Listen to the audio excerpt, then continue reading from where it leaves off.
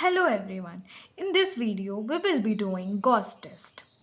So I hope you all are well aware of the ratio test, Rabi's test, De Morgan's test because those are very important and we will use those proof in this to prove this Gauss test.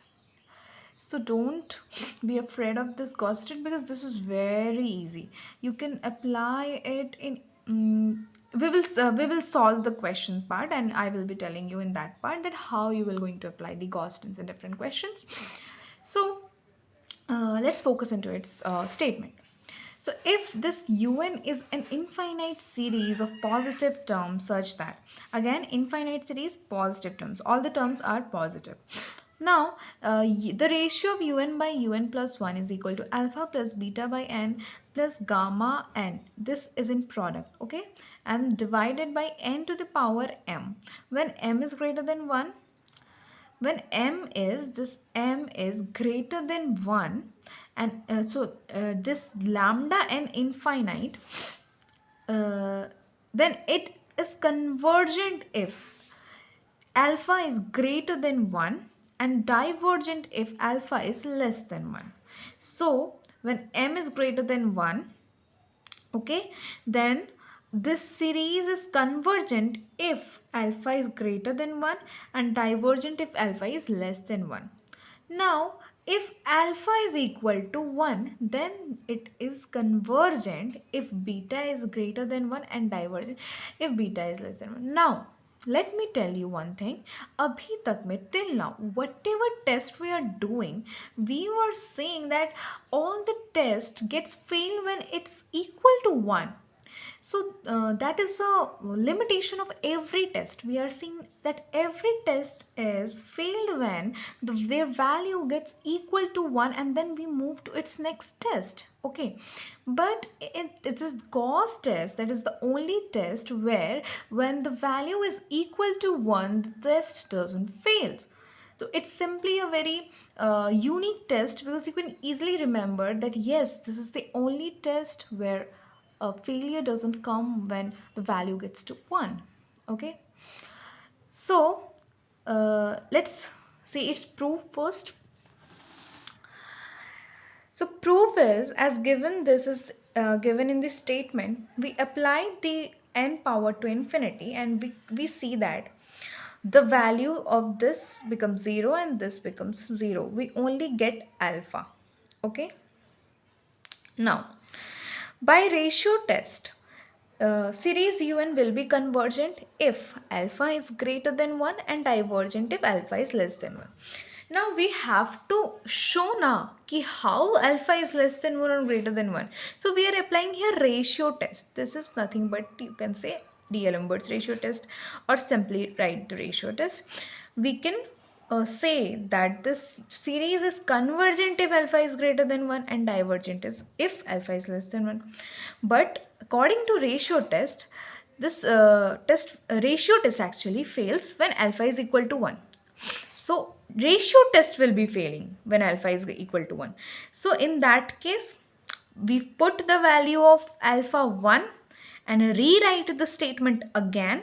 Then un upon un plus 1 is 1 plus beta upon n. Now the alpha term has vanishes. Okay, now we only left the beta n terms. Okay, so what we do over here, when usually what we do when ratio test fails, we apply another test. Since after we know that after the failure of ratio test we usually apply Rabi's test, so we are going towards applying the Rabi's test. So this is un upon un plus 1 minus 1 will be shifted here and I will be left with beta upon n plus this one. Okay, now Rabi's test we need another n, so here n is being multiplied here and n will be multiplied over this side also.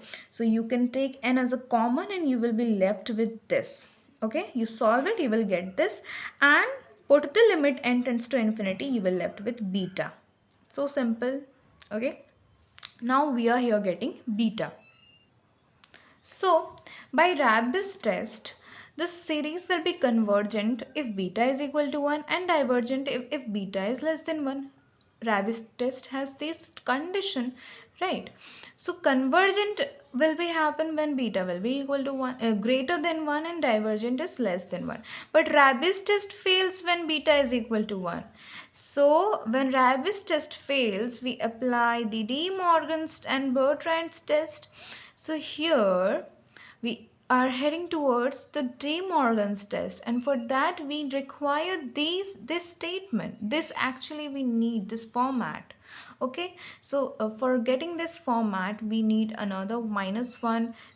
We have already one -1. We need require another -1 and one log n we need. Okay, so here this 1 will be shifted here, so it will become -1. And then if we multiply log into this side and this side as well, we will get the format of this De Morgan's test. We are getting this. Okay, now uh, when you put the limit n tends to infinity, you get n infinity here, and this is again log n infinity, so this automatically here infinity, this becomes 0. Okay, this becomes 0, and according to De Morgan's test, this is 0 means this is less than 1, and De Morgan's test says that if it is less than 1, then the series will be divergent. So un will be convergent when alpha is equal to 1, and divergent if alpha is less than 1. If alpha is equal to 1, then un will be convergent if beta is equal to 1, and divergent if beta is greater than less than equal to 1. So here you need to understand this sign. Okay, so here beta is less than equal to 1. Why?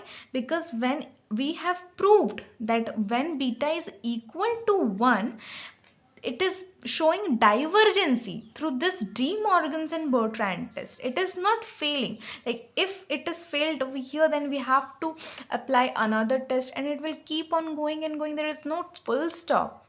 So here the statements is derived. Okay, I hope it is clear to everyone.